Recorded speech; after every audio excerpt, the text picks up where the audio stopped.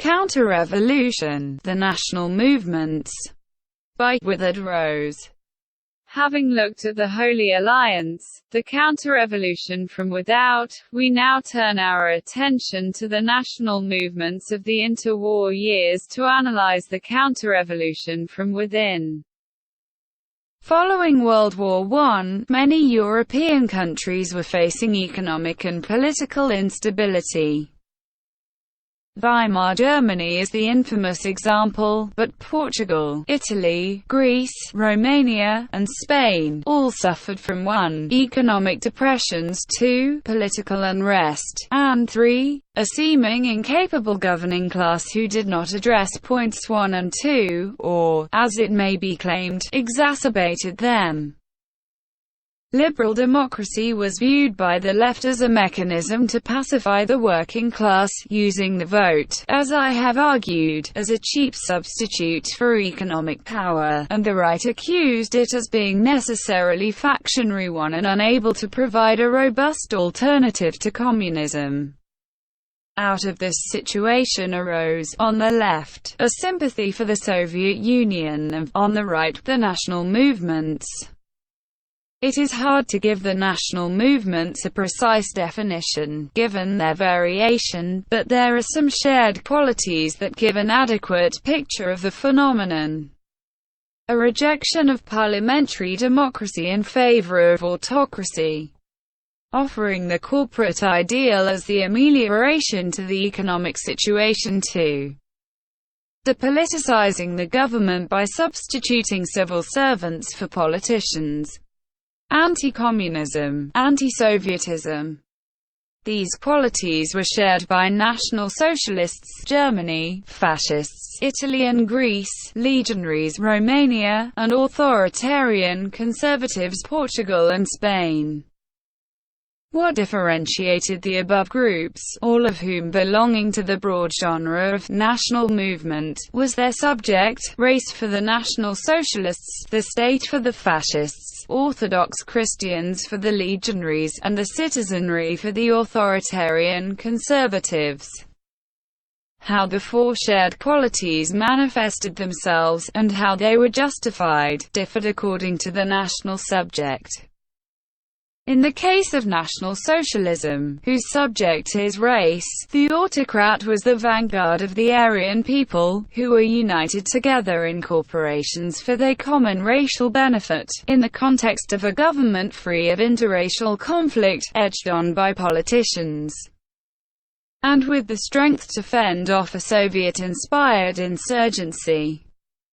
In the case of fascism, the autocrat was the realization of the state's will, who applied the corporate ideal to unify the state which, in its perfected form, would be run by a civil service and not politicians, and would be free of all political movements, especially revolutionary ones like communism. I could go on, but that would be repetitive. What is important is that these 4 common qualities were the framework into which a subject was inserted, activating the framework. Like the Holy Alliance, the national movements rejected democracy and its radical elements in favor of rule by one, definitional monarchy. Unlike the Holy Alliance, the national movements arrived at their reactionary positions after economic and political strife demonstrated, or at least seemed to demonstrate, that liberal democracy was not working. What was opposition in principle in the case of the former was practical opposition in the later.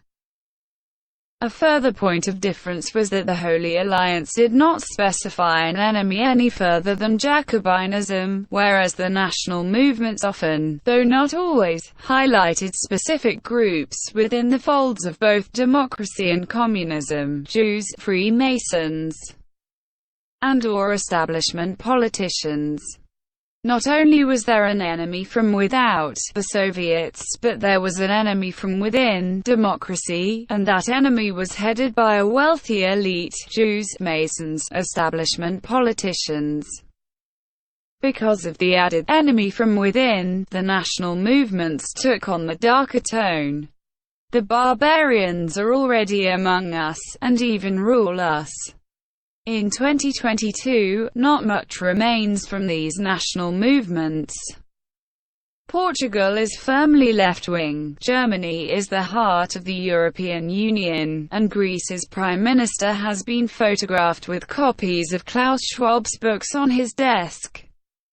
What happened? Why did they fail? The obvious answer is World War II.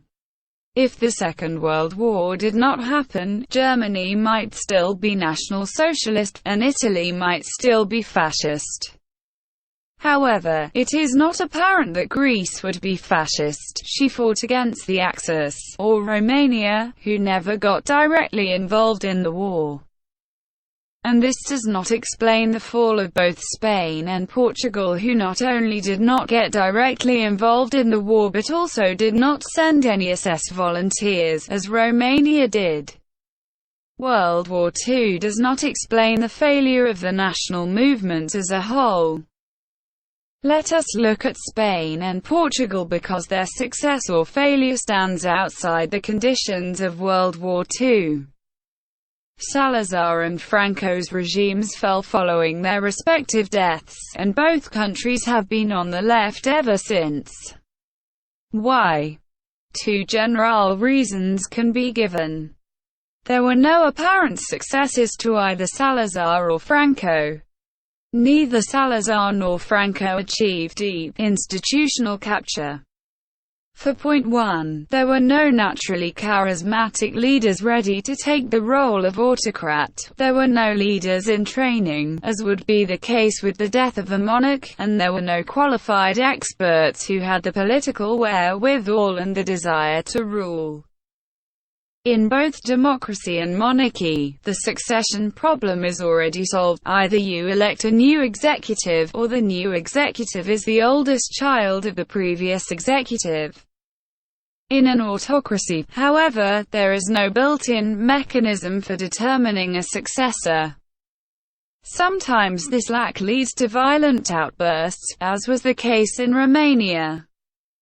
On point 2, while Salazar and Franco did take control of their country's institutions, they were not able to bar political opponents from entry, nor were they able to completely oust the deep state. The lifetime civil servants who were around before Salazar and Franco took power and were happy to undo what they achieved when they left power.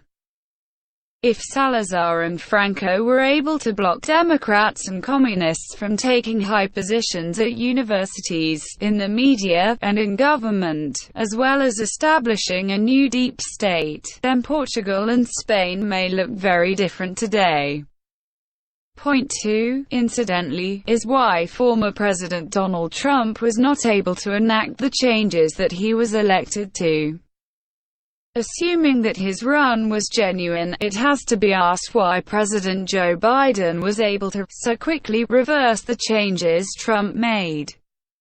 Like Salazar and Franco, Trump never achieved deep institutional capture.